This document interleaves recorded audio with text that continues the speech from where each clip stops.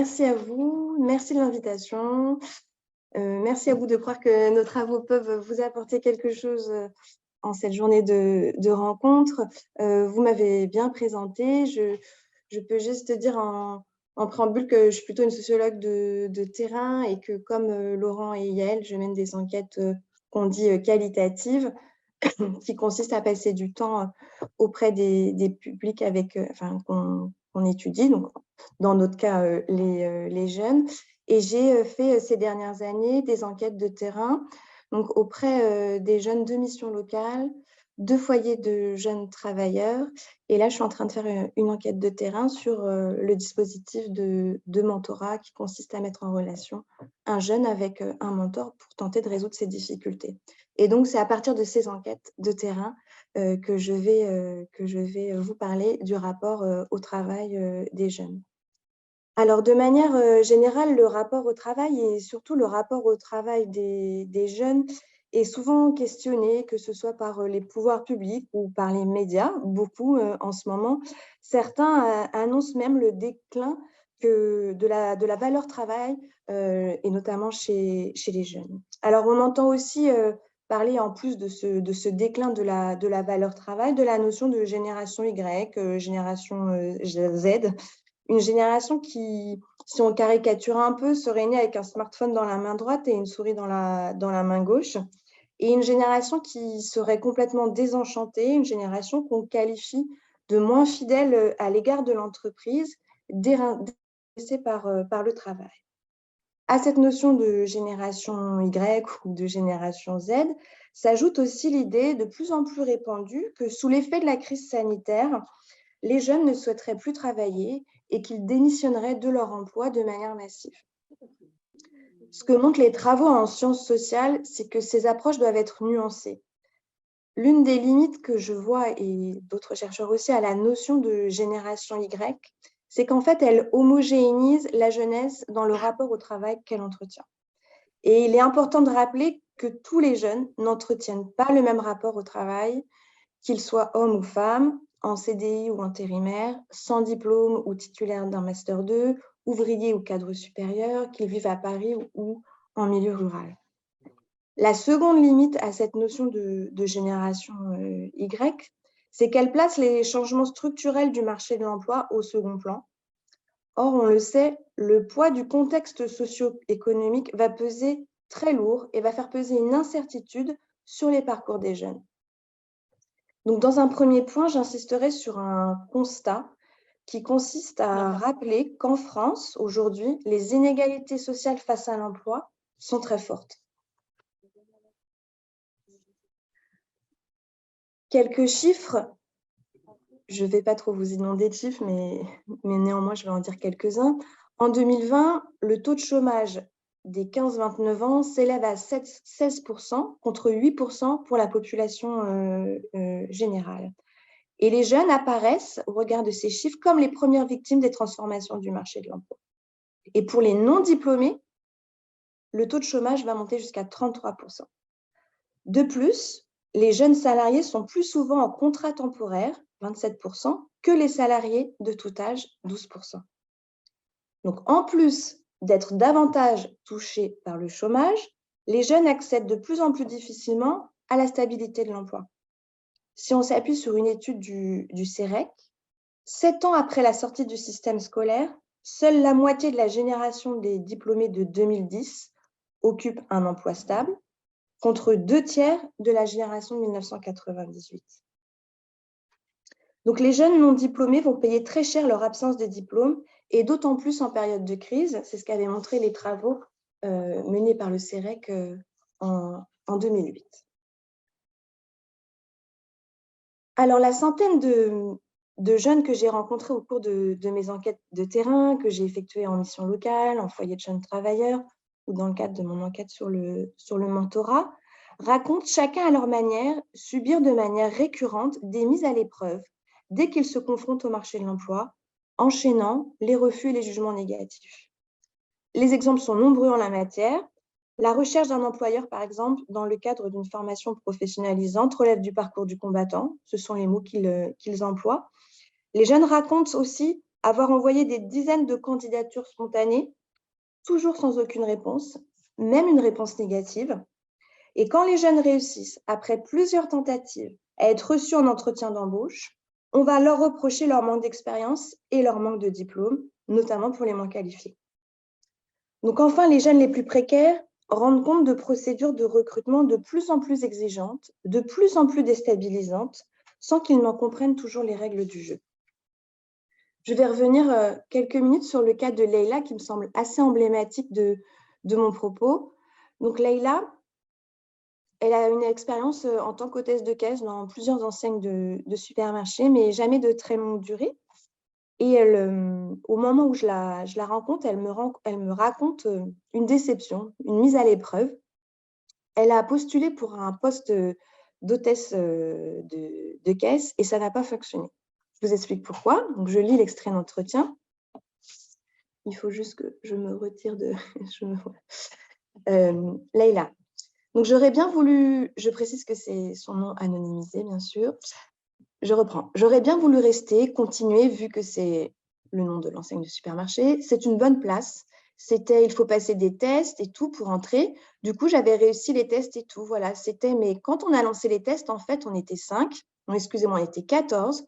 On a été 5 à réussir les tests. Du coup, on a tous été pris, des femmes. Et au final, il n'y a eu qu'une seule qui a été gardée, une maman. Je pose la question. Alors, les 5 ont été prises en CDD, vous voulez dire? En fait, c'était CDI et on avait 2 mois de période d'essai. Si pendant les 2 mois, ça n'allait pas, ils ne nous gardaient pas. D'accord. Donc, vous étiez 5 à faire la période d'essai. C'est ça. Et ils en ont gardé qu'une, seule qui, après, excusez-moi, passait en CDI. Pendant l'entretien, en fait, je comprends que pour ce poste d'hôtesse de caisse, elles sont donc 14 au début à se présenter au poste. Elles doivent se présenter pendant un entretien collectif. Puis ensuite, elles sont soumises à des tests des tests de rapidité qui consistent à comparer des tickets de caisse et à repérer des différences. Et ensuite, elles sont embauchées avec une période d'essai. Et pour Leïla, en fait, elle ne va pas obtenir le CDI. Pourquoi ?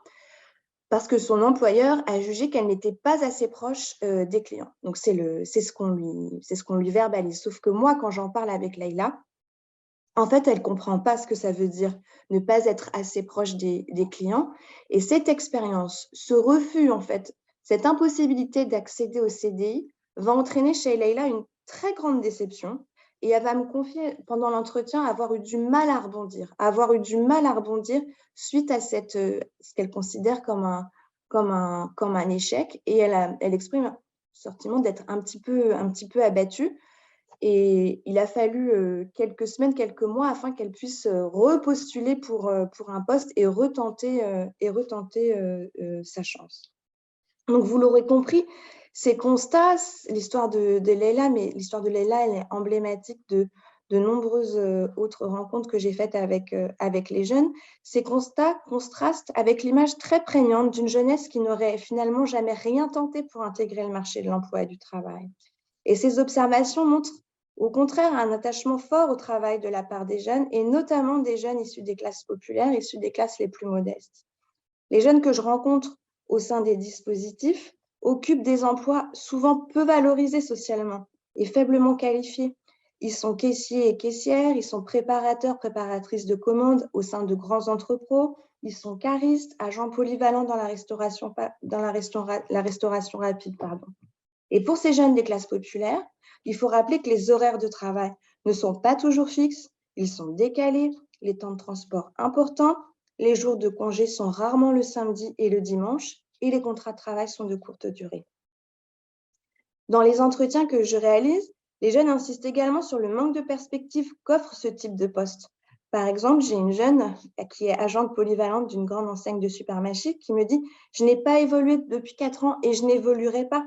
Il n'y a pas de la possibilité, quand vous êtes dans un service drive, d'évoluer, enfin, en tout cas, c'est comme ça qu'il l'exprime, et d'avoir une autre perspective que celle qu'on a aujourd'hui. Donc, ces éléments donnent alors à voir des jeunes issus de milieux modestes qui tendent à être enfermés dans des conditions d'emploi qu'il est difficile de supporter tant parce qu'elles offrent peu de perspectives, qu'elles n'assurent pas l'accès à un logement autonome en termes de revenus parce que les revenus sont faibles et qu'elles usent les corps. J'aurais également un mot pour les jeunes diplômés. Si leur situation pour les jeunes diplômés est bien évidemment différente et qu'ils auront au final accès à un emploi de manière plus rapide, ils ont également leur lot de déceptions. Et c'est ce qui m'intéresse ces derniers temps, c'est notamment d'aller regarder ce qui se passe en termes d'insertion pour ces jeunes diplômés. Donc, ils ont également leur lot de déceptions du fait de la longueur de la période, que je qualifie une période de SAS, entre la sortie du système scolaire et le premier emploi stable, le premier emploi qui est à la hauteur de leur attente et de leur diplôme. Et cette période de SAS qui se rallonge, elle est faite de quoi? Elle est faite d'emplois précaires, de stages, de périodes de chômage ou d'expériences bénévoles. Et les jeunes diplômés, je le rappelle, vont finir par s'en sortir mieux que les non-diplômés, mais ils vont quand même subir des mises à l'épreuve et manifester aussi des espoirs déçus. Par exemple, certains jeunes sortent d'écoles privées avec des diplômes pour lesquels ils se sont endettés, mais sans forcément la garantie d'un accès rapide à un emploi à la hauteur de leur diplôme et de leurs attentes. Un peu comme je l'ai fait pour Leila, je vais m'arrêter quelques instants sur le cas d'Alicia, car il est assez représentatif de tout un ensemble d'espoirs déçus exprimés par les jeunes, et notamment les jeunes diplômés. Donc Alicia, je la rencontre au moment où je réalise une enquête au sein d'un foyer de jeunes travailleurs situé à Paris. Elle est issue d'une petite classe moyenne, pas du tout d'un milieu modeste. Elle a eu le soutien économique et moral, on va dire, de ses parents pour réussir à l'école et financer une école d'architecture, une école privée. Elle obtient assez facilement son diplôme, elle est plutôt bonne élève, mais l'entrée sur le marché de l'emploi est plus difficile qu'elle ne l'avait projeté. Et elle emploie cette expression « c'était la claque » quand je la rencontre. Elle ajoute également « on vous demande des 2-3 ans d'expérience, mais personne ne vous laisse votre chance d'avoir cette expérience-là ». Après la fin de ses études, Alicia effectue alors une série de stages sans jamais parvenir à décrocher un contrat de travail, une série de stages dans le domaine dans lequel elle a fait ses études, donc l'architecture, mais elle n'arrive jamais à décrocher de contrat. Et par la suite, elle réalise, du coup, pour vivre, pendant 2 ans, quelques missions d'architecte en tant qu'auto-entrepreneur. Mais les revenus qu'elle tire de cette activité sont trop faibles pour en vivre et elle va être contrainte, en plus de son activité d'auto-entrepreneur, de prendre un emploi alimentaire en tant que vendeuse dans un grand magasin parisien, vendeuse de chaussures. Et ce n'est finalement qu'au bout de 2 ans qu'Alicia obtient un emploi en tant qu'architecte au sein d'un cabinet, un emploi qu'elle qualifie de vrai emploi, son premier vrai travail, mais qui arrive finalement 2 ans après la sortie du système scolaire avec diplôme. Un autre exemple tout aussi marquant, celui de Jennifer. Donc Jennifer, elle a un BTS commerce et elle exerce au moment où je la vois en entretien, un emploi de préparatrice de commandes dans une grande enseigne de supermarché. Et elle me dit qu'avec un BTS, j'espérais mieux. Jennifer, c'est une enfant de la massification scolaire. Elle est issue d'un milieu modeste. Et cette jeune femme a suivi des études supérieures, contrairement à ses parents. Et parce qu'elle est le fruit de la massification scolaire, elle avait des espoirs d'ascension sociale. Elle avait des espoirs de faire mieux que ses parents et d'arriver à une condition sociale plus élevée que ses parents. Mais ce qu'on observe, c'est que cette massification scolaire, au-delà d'amener 80% d'une génération au bac, elle a aussi entretenu, pour certains, et notamment pour Jennifer, l'illusion promotionnelle. C'est-à-dire qu'elle a entretenu l'idée qu'ils allaient pouvoir s'élever socialement, mais en fait, ce n'est pas ce qui se passe pour eux, et ils sont plutôt dans une forme de reproduction de la condition de leurs parents. Et cette jeune femme qui a un BTS, finalement, elle ne va pas accéder à un poste à la hauteur de ses espoirs, à la hauteur de ses attentes, et elle va se retrouver dans une forme de précarité au niveau de l'emploi, malgré qu'elle ait un BTS. Alors, la jeunesse, vous l'aurez compris, compris est donc une catégorie hétérogène et l'analyse de leur rapport au travail doit se faire au pluriel et on doit s'intéresser aux disparités de représentation. Le rapport au travail a fait l'objet d'un rapport chez nous à l'INJEP, a fait l'objet d'une exploitation qui n'a pas été menée par moi, mais par une collègue qui se nomme Julie Bénet. Et elle a étudié les données statistiques issues de l'enquête Génération de 2013. Donc, c'est une enquête qui analyse l'insertion des jeunes sur 3 ans après leur sortie du système scolaire en 2013, quel que soit leur niveau d'études. Et dans cette enquête, donc, elle montre que la grande majorité des jeunes considèrent comme prioritaire de trouver ou de conserver un emploi stable.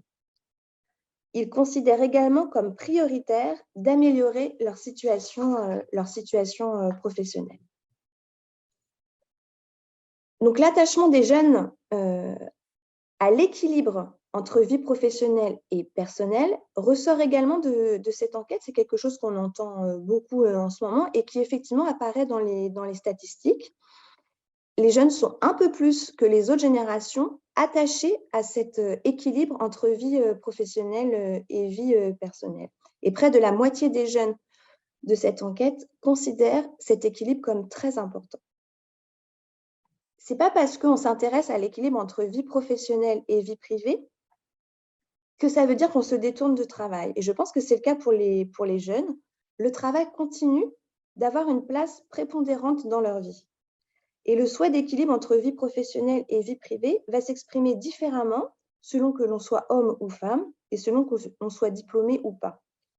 En ce qui concerne le genre, 56% des jeunes femmes pensent qu'il est très important contre 45% des jeunes hommes. Et cet écart s'explique par l'inégale répartition du travail domestique à la défaveur des femmes, qui sont davantage obligées de mettre en place des arrangements pour concilier travail et famille. Et donc, logiquement, elles sont plus sensibles à cette question d'équilibre. Si le genre conditionne très fortement le rapport au travail des jeunes, le niveau de diplôme est également extrêmement important dans la place que le travail occupe dans leur vie.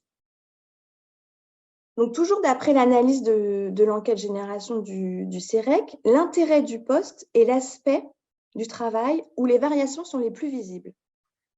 43% des jeunes en CDI ou fonctionnaires pensent que l'intérêt du poste est très important, contre 26% des intérimaires. Et 23% des jeunes non diplômés valorisent l'intérêt du poste, contre 59% des diplômés du supérieur long. Ce que disent ces résultats, c'est que plus vous êtes diplômé, plus vous exercez votre emploi dans des conditions pérennes et plus vous êtes sensible à l'intérêt du poste que vous occupez.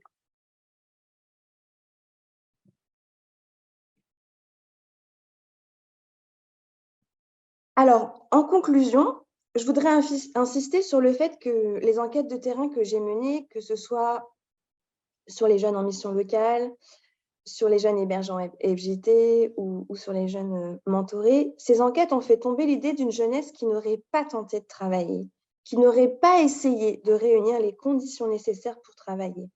Et des résultats qui apparaissent très éloignés d'une jeunesse qu'on qualifie dans les médias bien souvent de feignante, ou avec un poil dans la main, ou d'une jeunesse qui serait désintéressée par le travail. Au contraire, ces enquêtes de terrain ont aussi montré l'attachement à la valeur du travail chez les jeunes. Ils sont en quête d'une situation professionnelle stable pour accéder notamment à un logement autonome. Parce que si j'avais eu un peu plus de temps, j'aurais fait les liens entre emploi et accès au logement autonome. Et au final, qu'ils soient précaires ou diplômés, une grande partie des jeunes ont intégré la nécessité du diplôme et de se construire une expérience professionnelle au moyen de stages, au moyen de petits boulots, au moyen d'actions bénévoles qui vont payer, qui devraient payer en fait pour la suite. Et ils ont intériorisé le fait de tenter, en tout cas, d'adopter les bonnes conduites, d'être conforme, d'être disponible, d'être flexible pour être employable. Et leur socialisation de jeunes adultes, elle s'opérait et elle continue, elle s'opère dans un contexte qui leur fait endosser la responsabilité en fait de leurs difficultés, de leur réussite ou de leur échec à s'insérer sur le marché de l'emploi. S'il fallait retenir un seul élément de mon intervention, je dirais que le rapport au travail doit se penser au pluriel et que le rapport au travail des jeunes doit être pensé à l'aune des inégalités sociales et du contexte socio-économique qui pèse très lourd sur les parcours juvéniles. Je vous remercie de votre attention.